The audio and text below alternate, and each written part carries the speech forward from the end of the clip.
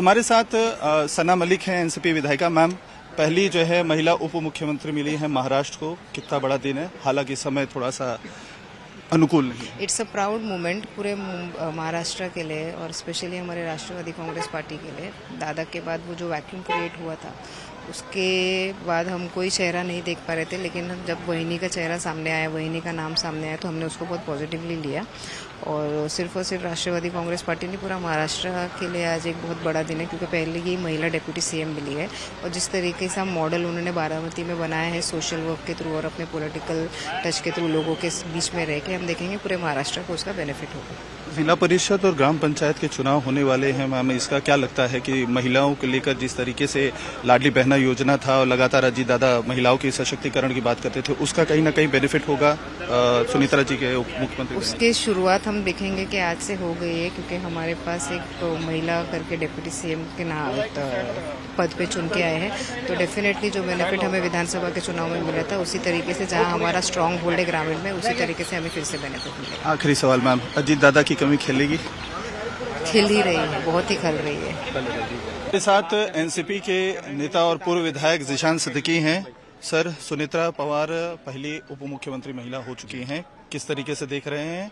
हालांकि मौका बहुत मुश्किल है। नहीं, देखिए, बहुत बड़ी बात है, क्योंकि अजीत दादा हमेशा उनका पहला सपना था लाडकी बहन योजना भी।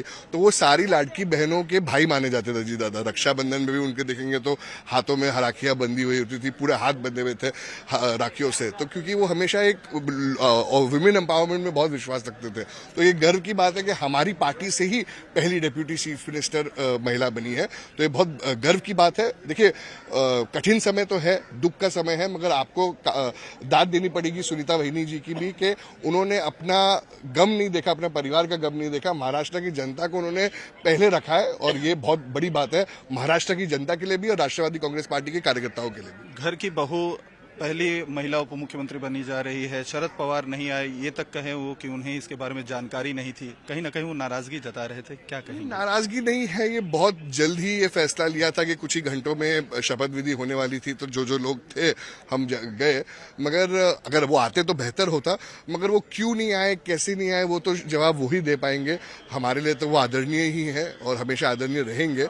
मगर ये सब फैसले तो टॉप लीडरशिप ही लेते हैं, उसमें मैं कुछ कहना नहीं। टाइमिंग के ऊपर सब सवाल उठाते हैं, जल्दबाजी की गई है सुनीता पवार को उप मुख्यमंत्री बनाने के पद को लेकर, ऐसे भी सवाल उठ रहे हैं। बिल्कुल भी नहीं, मेरा व्यक्तित्व राय तो यही है कि अजीत दादा भी यही चाहते होंगे कि उनके जाने के बाद जल्द ही सुनीता वहिनी टेक ओवर करे और डिप्यूटी चीफ मिनिस्टर का ओथ ले, क्योंकि वो भी नहीं चाहेंगे कि महाराष्ट्र का डिप्यूटी सीएम की जो पोस्ट है वो बहुत ज्यादा देर खाली रहे। तो ये जल्द करना बहुत जरूरी था महाराष्ट्र के लिए। आखिरी सवाल, 12 तारीख को दोनों पार्टियों के मर्जर की बात सामने आने वाली थी, ये सब बातें सामने आ रही हैं, लेकिन जो है दूसरा धड़क कह रहा है कि ऐसी कोई बात नहीं थी। आने वाली थी, क्या हो सकता था, क्या होगा।